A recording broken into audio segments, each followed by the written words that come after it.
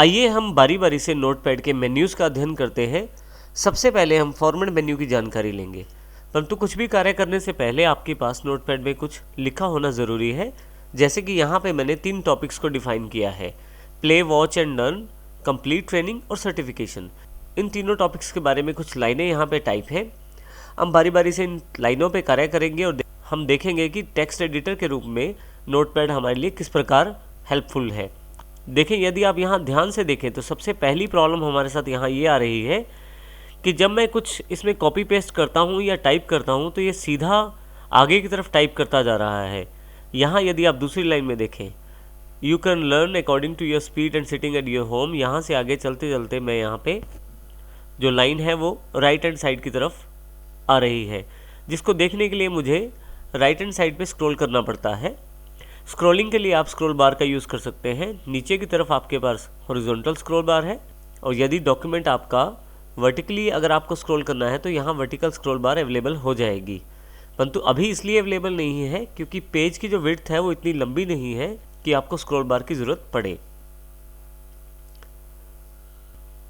सबसे पहले मैं चाहता हूँ कि मेरी सभी लाइनें मेरे पेज के अनुसार सामने रहें और राइट हैंड साइड मुझे स्क्रॉल ना करना पड़े, तो इसके लिए फॉर्मेट मेन्यू का प्रयोग करेंगे हम।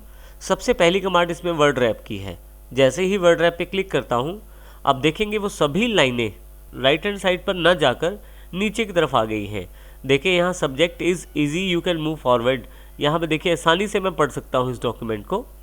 यदि मैं डॉक्यूमेंट का साइज़ बड़ा या छोटा करता हूँ, मान लीजिए मैं इसको माउस बॉर्डर पर रख के इसको छोटा करता हूँ, तो भी ये मेरे सामने ही रहती हैं लाइनें, अर्थात ये राइट हैंड साइड की तरफ नहीं जाती और मुझे स्क्रॉल नहीं करना पड़ता इसके लिए। देखिए रिसाइज़ करने के पश्चात भी मैं अपनी सभी लाइनों को अपने सामने देख पा रहा हूँ।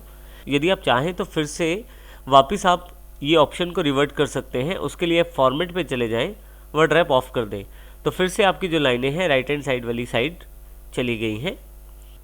अगला ऑप्शन हमारे पास फॉर्मेट मेन्यू में फ़ॉन्ट का है, परंतु इस ऑप्शन को प्रयोग करने से पहले मैं अपने इस नोटपैड का साइज़ मैक्सिमाइज़ कर लेता हूँ मैक्सिमाइज़ बटन से।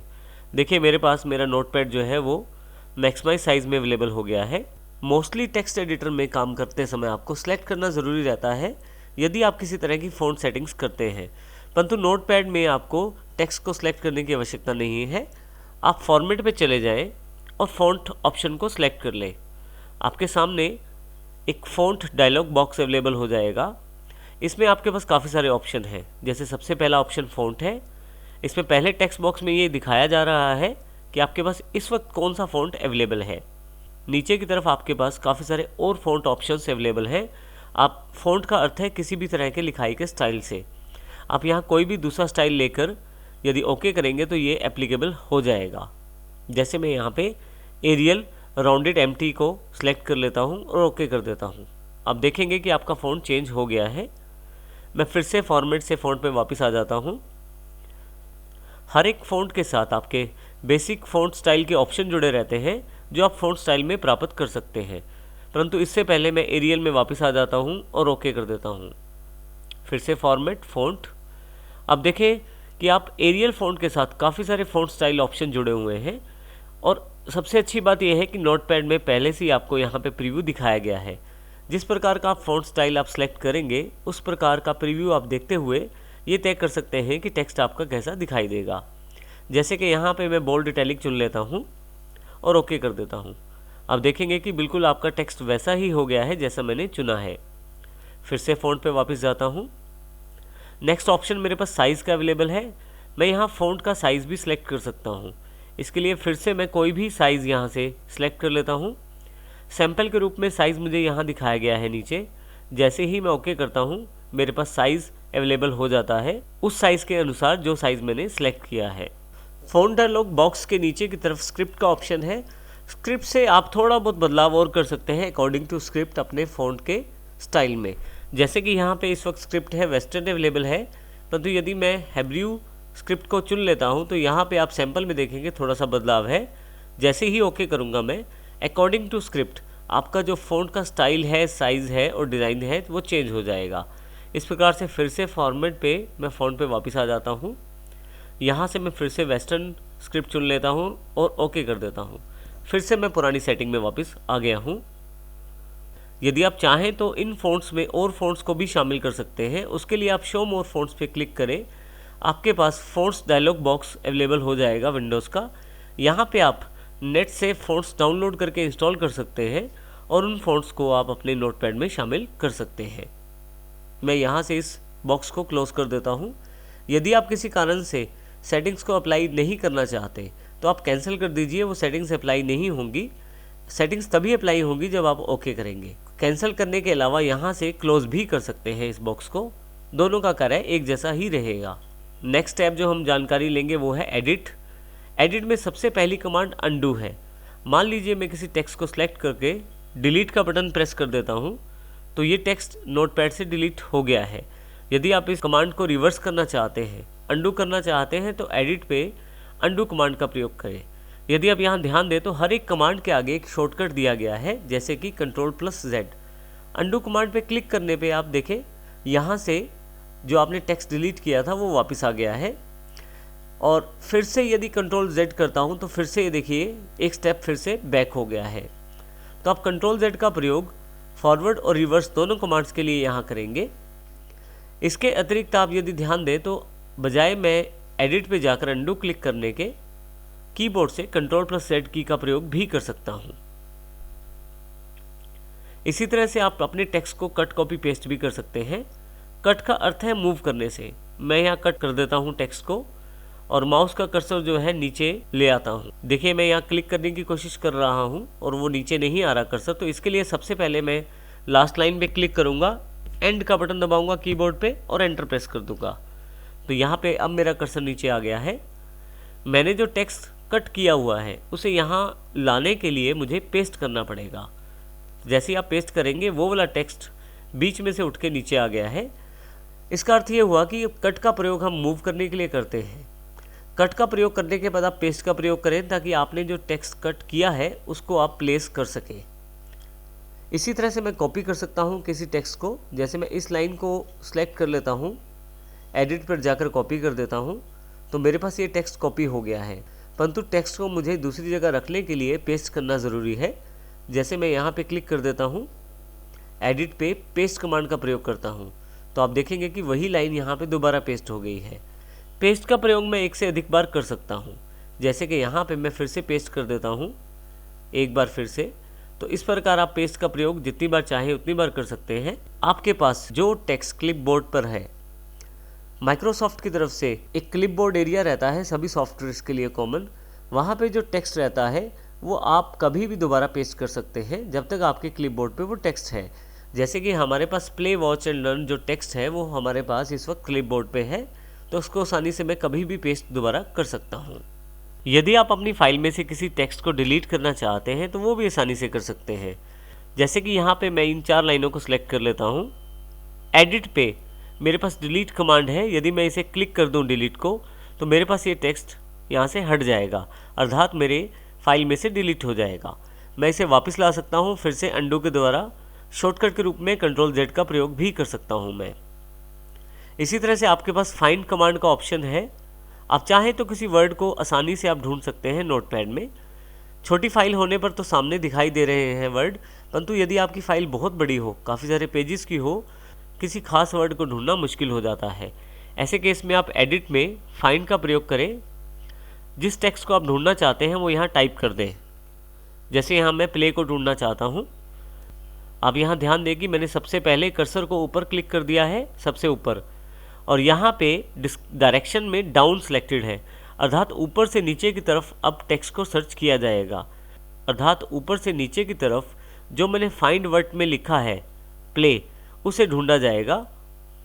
इससे मैंने फाइंड वर्ड टेक्स्ट बॉक्स में जो मैंने प्ले लिखा है उसको ऊपर से नीचे की तरफ ढूंढा जाएगा। यदि मैं अप की तरफ ढूंढना चाहता हूं तो मैं नीचे क्लिक कर दूंगा ताकि नीचे से ऊपर की तरफ ढूंढा जाए। यदि मैं चाहता हूं कि टेक्स्ट को केसिंग के अनुसार ढूंढा जाए, अर्थात यदि मैं बड़े अक्षर लिखूं, कैपिटल लेटर्स लिखूं तो कैपिटल ढूंढे जाए और स्मॉल लेटर्स लिखूं तो स्मॉल ढूंढे जाए, तो मैं मैच के इस ऑप्शन को क्लिक करके ऑन कर सकता हूँ। परंतु अभी मैं इसे अनचेक कर देता हूँ। मैंने प्ले लिख लिया है फाइंड वर्ड बॉक्स में, डायरेक्शन डाउन साइड पे है और मैंने ऊपर की तरफ क्लिक भी कर दिया है। अब मैं फाइंड नेक्स्ट पे क्लिक करता हूँ। आप देखेंगे कि प्ले वर्ड जहाँ जहाँ अवेलेबल है वहाँ वहाँ सेलेक्ट किया जा रहा है। परंतु यहीं पे अगर मैं उससे आगे प्ले सर्च करने की कोशिश करता हूँ तो मेरे पास नोटपैड की तरफ से एक मैसेज अवेलेबल है, कैन नॉट फाइंड प्ले, अर्थात इससे आगे उसे प्ले अवेलेबल नहीं, अर्थात इससे आगे उसे प्ले वर्ड कहीं नहीं मिल रहा। मैं ओके कर देता हूँ। अब की बार मैं लास्ट में क्लिक कर देता हूँ, डायरेक्शन अप कर देता हूँ और फिर से फाइंड नेक्स्ट।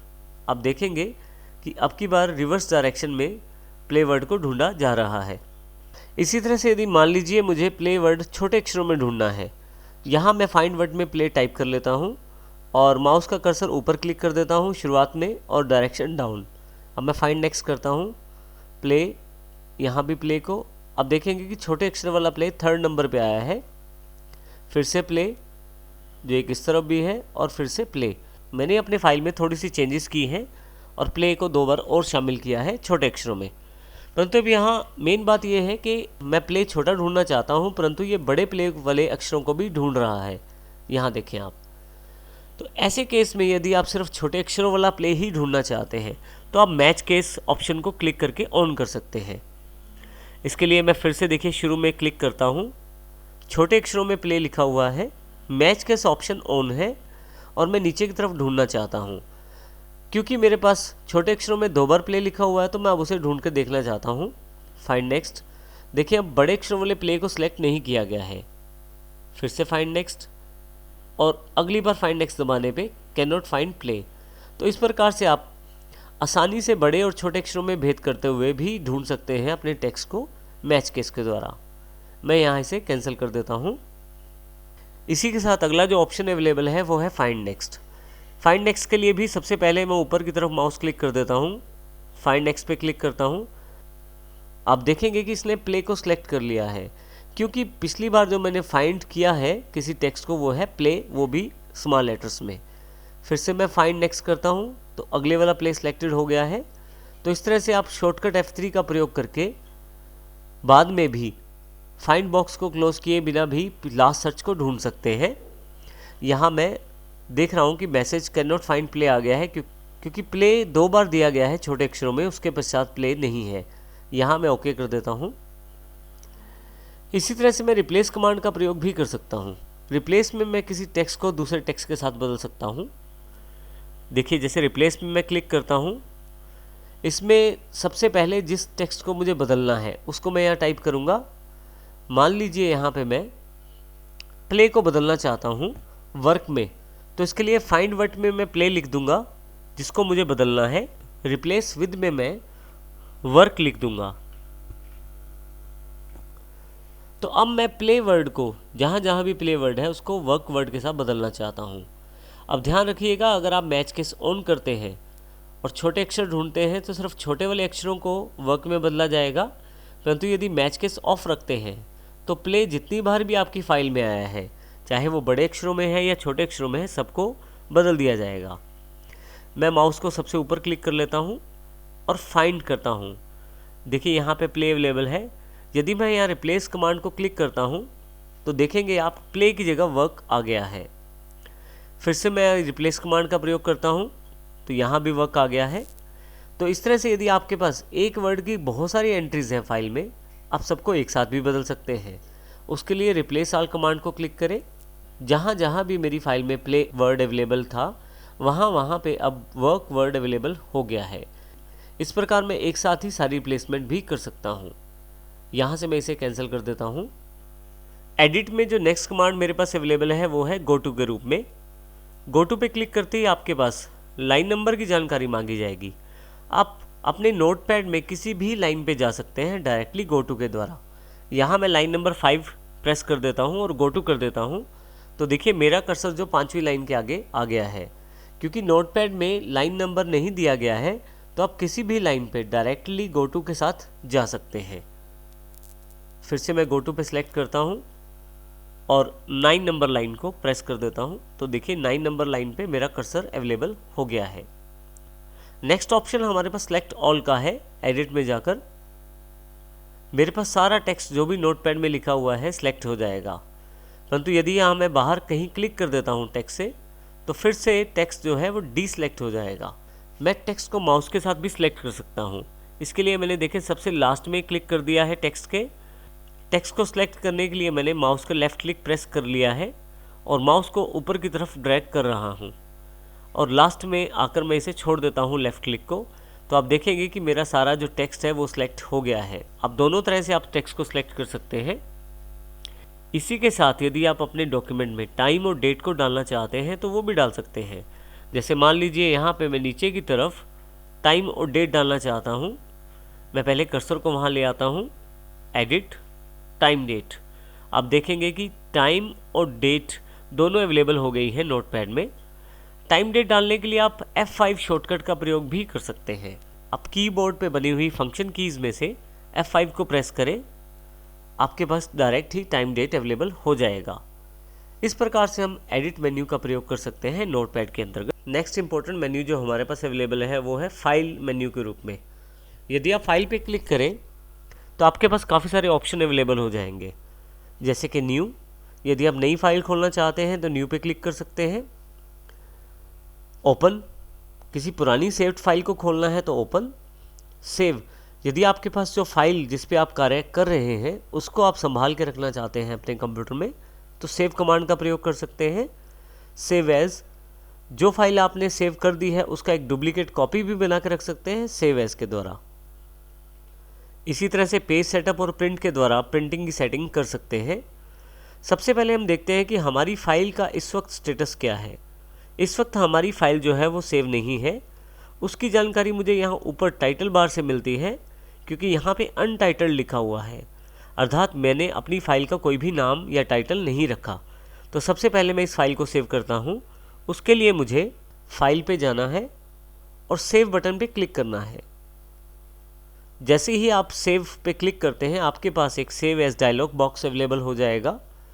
आइए इस डायलॉग बॉक्स में देखते हैं कि फाइल को किस प्रकार हम सेव कर सकते हैं। सबसे ऊपर देखें तो आपके पास ये जानकारी दी जा रही है कि अभी आप कहाँ पे हैं।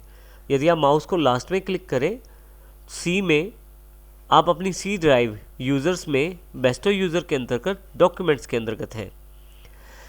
मैं यहाँ लेफ़्ट सेक्शन का प्रयोग करते हुए कहीं पे भी अपना फ़ाइल को सेव कर सकता हूँ। लेफ़्ट साइड पे वो सभी लोकेशंस हैं जहाँ पे मैं अपनी फ़ाइल सेव कर सकता हूँ। जैसे मैं अपनी फ़ाइल को डॉक्यूमेंट्स में सेव करना चाहता हूँ तो यहाँ पे मैं डॉक्यूमेंट सेलेक्ट कर लेता हूँ। यहाँ पे मेरे पास राइट हैंड साइड पे डॉक्यूमेंट फोल्डर के अंतर्गत जो भी फाइल्स या फोल्डर पहले से अवेलेबल है उनकी जानकारी है। अब मैं नीचे फाइल नेम पे अपनी इस फाइल का एक नाम रखना चाहता हूँ। माई टेक्स्ट के नाम से मैंने फाइल का नाम रखा है। अब सेव एज टाइप में यदि ध्यान दें तो आपके पास टेक्स्ट ऑप्शन अवेलेबल है, अर्थात आपकी जो फाइल सेव होगी वो start.txt एक्सटेंशन से होगी, अर्थात ये नोटपैड की फाइल होगी। ये जानकारी इस एक्सटेंशन से मिलती है। यहाँ अब मैं इसे सेव कर देता हूँ। आप देखेंगे कि जहाँ अनटाइटल लिखा हुआ था वहाँ माई टेक्स्ट लिखा आ गया है। मैं इस फाइल को क्लोज कर देता हूँ। यहाँ से दोबारा इस फाइल को ओपन करने के लिए मैं नोटपैड पे क्लिक करता हूँ, फाइल पे, ओपन। जब आप ओपन पे क्लिक करते हैं तो आपके पास बिल्कुल वैसा ही एक ओपन डायलॉग बॉक्स खुल जाता है जैसा सेव वाला खुला था, परंतु इसमें फ़र्क ये है कि पहले हम फाइल को सेव कर रहे थे, अब की बार फाइल को खोल रहे हैं। बाकी लगभग ऑप्शन सेम ही है। जैसे ऊपर की तरफ मैं कहाँ पे हूँ ये जानकारी, मैं डॉक्यूमेंट्स सेक्शन में हूँ। लेफ़्ट साइड से मैं उस जगह या उस लोकेशन का चुनाव कर सकता हूँ जहाँ पे मेरे पास फाइल पड़ी है, जैसे डॉक्यूमेंट्स। राइट हैंड साइड पे मेरे पास फाइल का नाम आ गया है, मैं माई टेक्स्ट फाइल को चुन लेता हूँ। अब देखेंगे कि फाइल नेम स्वयं ही यहाँ सेलेक्ट हो गया है जब मैंने ऊपर क्लिक किया है फाइल को। जैसे ही ओपन पे क्लिक करता हूँ मेरे पास मेरी फ़ाइल फिर से खुल जाती है। इस प्रकार ओपन के द्वारा मैं फ़ाइल को खोल सकता हूँ। हम फिर से फाइल मेन्यू पर चलते हैं। मैं चाहता हूँ कि इसकी एक डुप्लीकेट कॉपी बना के रख दी जाए, तो उसके लिए मैं सेव एज पे जाता हूँ।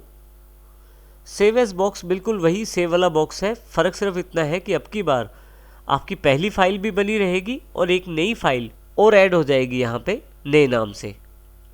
एक तरह से उसका एक कॉपी ऐड हो जाएगा। तो माई टेक्स्ट मेरी पहली फ़ाइल का नाम था और माई टेक्स्ट 1 मेरी दूसरी फ़ाइल का नाम है। मैं यहाँ इसे सेव कर देता हूँ। अब ऊपर की तरफ देखें, जहाँ पे टाइटल बार है वहाँ पे आपके पास माई टेक्स्ट 1 लिखा आ गया है, जो मेरी नई फ़ाइल का नाम है। यदि ओपन करना चाहूँ तो अब मैं इन दोनों में से किसी भी फाइल को ओपन कर सकता हूँ। इस प्रकार मैं अपनी फ़ाइल को सेव एज कर सकता हूँ। अब यदि आप चाहते हैं बिल्कुल नई और फ्रेश फाइल बनाना, तो आप फाइल पे न्यू पे क्लिक कर दीजिए, आपके पास एक ब्लैंक फाइल अवेलेबल हो जाएगी। अब मैं यहाँ इसमें कुछ भी टाइप कर सकता हूँ, परंतु मैं फिर से एक पहले वाली फाइल खोल लेता हूँ। नीचे की तरफ पेज सेटअप और प्रिंट के नाम से दो कमांड्स अवेलेबल हैं। पेज सेटअप से मैं अपने पेज की सेटिंग कर सकता हूँ प्रिंटिंग के लिए। मैं पेज सेटअप को क्लिक कर देता हूँ। साइज से मैं पेपर का चुनाव कर सकता हूँ, जैसे मैं यहाँ डिफ़ॉल्ट A4 ले लेता हूँ। A4 पेज आपका फोटोस्टेट का बेसिक पेज होता है जो हम फोटोस्टेट में यूज़ करते हैं। आप और पेज साइज़ का चुनाव भी यहाँ से कर सकते हैं। इसके अतिरिक्त ओरिएंटेशन आप बता सकते हैं। पोर्ट्रेट बताएंगे तो लंबाई में प्रिंटिंग आएगी, और लैंडस्केप बताएंगे तो चौड़ाई में प्रिंटिंग। कुछ प्रीव्यू में दिखाया जा रहा है कुछ इस तरह से, पोर्ट्रेट, लैंडस्केप। इसी तरह से आप मार्जिन डिसाइड कर सकते हैं। यदि आप यहाँ मार्जिन बढ़ाते हैं तो यहाँ पे लेफ़्ट सेक्शन पे मार्जिन ज़्यादा दिखाई देगा। जैसे कि यहाँ पे मार्जिन में 2 कर देता हूँ तो आप देखेंगे कि लेफ़्ट साइड का मार्जिन बढ़ गया है। इस तरह से बाकी साइड्स के मार्जिन भी आप कंट्रोल कर सकते हैं यहाँ से। इसके अतिरिक्त हमारे पास नीचे 2 टेक्स्ट बॉक्स और हैं, हेडर और फुटर। यदि आपकी फ़ाइल में बहुत सारे पेजेस हैं और कोई टेक्स्ट आप हर पेज के ऊपर डालना चाहते हैं, तो उसको बार बार लिखने के बजाय आप पेज के हेडर में इंक्लूड कर सकते हैं। यहाँ हेडर टेक्स्ट बॉक्स में जो भी आप लिखेंगे, जब भी प्रिंटिंग निकलेगी हर पेज के ऊपर वो टेक्स्ट रिपीट होगा। जैसे यहाँ पे मैं हेडर के लिए लाइन लिख देता हूँ,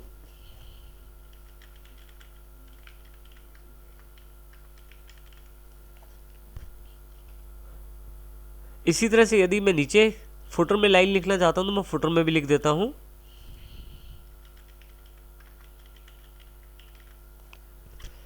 अब जितने भी पेजेस हम प्रिंटिंग में निकालेंगे, यदि वो संख्या में बहुत ज़्यादा होते हैं, एक से ज़्यादा होते हैं, तो हर पेज के ऊपर हेडर वाला टेक्स्ट आएगा और हर पेज के नीचे वाली साइड पे फुटर वाला टेक्स्ट आएगा।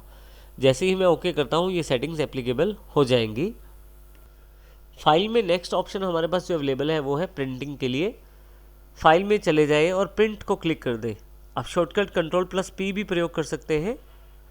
यहाँ पे आप देखें आपके पास काफ़ी सारी जानकारी अवेलेबल है प्रिंटिंग सेक्शन के बारे में, जैसे जर्नल में सेलेक्ट प्रिंटर। अब यहाँ पे मेरे पास कंप्यूटर में कोई भी प्रिंटर इंस्टॉल नहीं है, परंतु यदि आपके कंप्यूटर में प्रिंटर इंस्टॉल हो तो उसका नाम यहाँ पे आ जाएगा। आप उस नाम को सिलेक्ट करें। उसके पश्चात आप यहाँ पे प्रेफरेंसेस सिलेक्ट कर सकते हैं अपने प्रिंटर के लिए, लैंडस्केप या पोर्ट्रेट। जिस तरह से आप प्रिंटिंग चाहते हैं उस तरह की प्रिंटिंग लेआउट में आ जाएगी।